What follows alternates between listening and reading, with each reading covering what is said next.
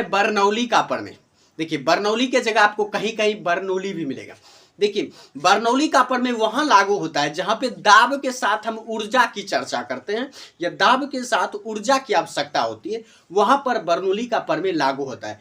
जैसे कि हवाई जहाज में पंखी का टेढ़ा होना, हवाई जहाज में पंखा जो है गोला के साथ साथ थोड़ा टेढ़ा भी होता है, तो वहां पर जो बर्नौली का प्रमेय लागू होता है। कभी कभी किसी का चदरा का घर होता है तो आंधी तूफान में चदरा उड़ जाता है, तो जो चदरा होता है, छत पे जो चदरा होता है वो उड़ जाता है कभी कभी, तो वहां पर भी बर्नौली का प्रमेय लागू होता है। तो देखिए बर्नौली का प्रमेय है क्या, तो बर्नौली का प्रमेय देखिए बस ये एक सूत्र है बर्नौली का प्रमेय कि P plus half rho b square plus rho g h बराबर कॉन्स्टेंट। यानी कि किसी भी द्रव के प्रवाह में, जैसे मोटर से पानी निकल रहा था तो उसका ऊर्जा भी होता है। ऊर्जा दो तरह के होते हैं, गति ऊर्जा और स्थिति ऊर्जा। तो गति ऊर्जा और स्थिति ऊर्जा और द्रव में बल के जगह दाब कम किया करते हैं। तो ये तीन चीज, दाब, स्थिति ऊर्जा और गति ऊर्जा, तीनों का योग जो है कांस्टेंट होता है यानी निश्चित होता है।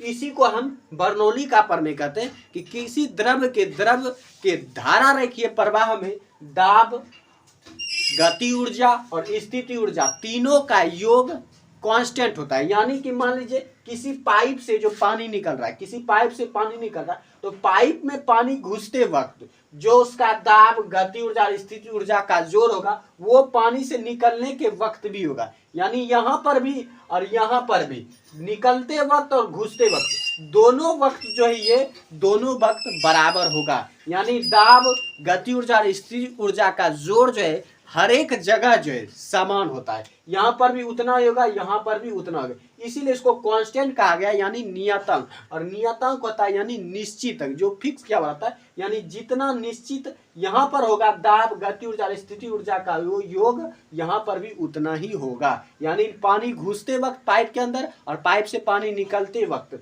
दोनों वक्त जो है गति ऊर्जा, स्थिति ऊर्जा और दाब का योग जो है नियत होता है यानी बराबर होते हैं। इसको अब प्रूफ करना है, तो देखिए प्रूफ कैसे करना है, तो प्रूफ देखिए, प्रूफ में सबसे पहले क्या है कि पानी जब घुस रहा है उस समय कार्य क्या होता है, कार्य बराबर होता है बल गुना विस्थापन। तो बल का फार्मूला निकालेंगे दाब से, दाब बराबर होता है बल बटे क्षेत्रफल, तो बल बराबर हो जाएगा दाब गुना क्षेत्रफल। यहाँ पे हमने दाब गुना क्षेत्रफल लिख दिया और पहले प्रवेश करा था इसीलिए हमने सब में 1 लगा दिया कि P1 गुना A1, और V1 है विस्थापन की V दूरी तक खिसका, तो ये हो गया V1। तो W बराबर हो गया P1 गुना A1 गुना V1।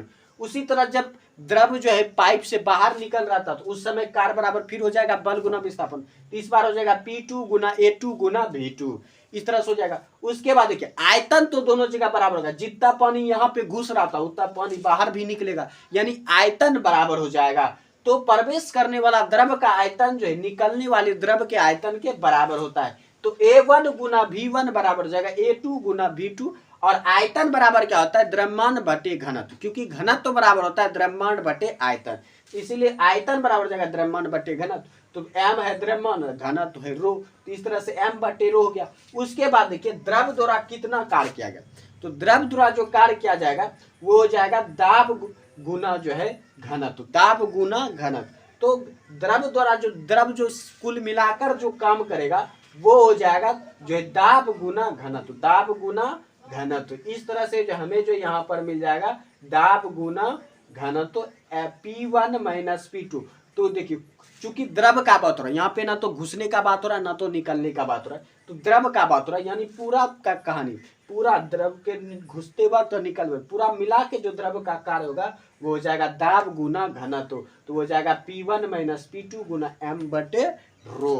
तो ये हो गया। उसके बाद देखिए अब क्या है कि प्रवेश करने वाला जो द्रव है उसकी गति ऊर्जा का फॉर्मूला था हाफ mv स्क्वायर, तो प्रवेश करने वाले द्रव का गति ऊर्जा हो जाएगा हाफ mv1 स्क्वायर, फिर निकलने वाला द्रव का ऊर्जा हो जाएगा हाफ mv2 स्क्वायर। उसी तरह द्रव की अगर नेट ऊर्जा की बात की जाए तो बड़ा में छोटा घटा देंगे, तो इस तरह से V2 हमेशा बड़ा होगा, तो गति ऊर्जा में V2 हमेशा बड़ा होता है, तो इसलिए जो है हाफ mv2 स्क्वायर, सॉरी यहाँ V1 लिखा हुआ तो यहाँ हो जाएगा V2 और यहाँ हो जाएगा V1, तो तो half m v two square minus half m v one square, half m common आ जाएगा और अंदर हो जाएगा v two square minus v one square. इस तरह से जो हमें द्रव का कुल ऊर्जा मिल जाएगा। उसके बाद देखिए स्थिर ऊर्जा की बात हो रही, तो स्थिर ऊर्जा का फॉर्मूला होता है mgh। इस तरह से पहले का हो जाएगा प्रवेश करने वाले द्रव का हो जाएगा mgh1 और निकलने वाले स्थिति ऊर्जा हो जाएगा mgh2।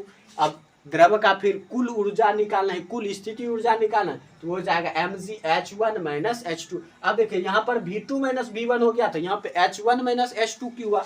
वो इसलिए हुआ क्योंकि घटाते जब भी हम तो बड़ा में छोटा घटता है, तो इसलिए देखिए यहाँ पर साइज से ही लग रहा है कि ये h1 बड़ा है, ये h2 क्या है? छोटा है, इसीलिए mgh1 माइनस mgh2 किया हमने। तो इस तरह से mg कॉमन है क्या, अंदर हो गया h1 माइनस h2, तो mg into h1 minus h2 हो गया। उसके बाद द्रव के ऊर्जा में कितना वृद्धि हुआ, कितना वृद्धि हुआ इसके निकालने के लिए गति ऊर्जा में हम स्थिति ऊर्जा को घटा देंगे। तो गति ऊर्जा में हमने स्थिति ऊर्जा को घटा दिया, तो घटाने के बाद देखिए जितना हम कम करते हैं वही ऊर्जा में बन के जो हमारे शरीर में ऊर्जा बढ़ जाती है। यानी जितना आप कम कीजिएगा उतना ही आपका एनर्जी भी बढ़ेगा, यानी किया गया कार्य जो है ऊर्जा में वृद्धि के बराबर होता है कि आप जितना कम करेंगे आपकी एनर्जी भी उतनी ही बढ़ेगी। इसीलिए हो गया द्रव पर नेट कार्य बराबर द्रव की ऊर्जा में वृद्धि।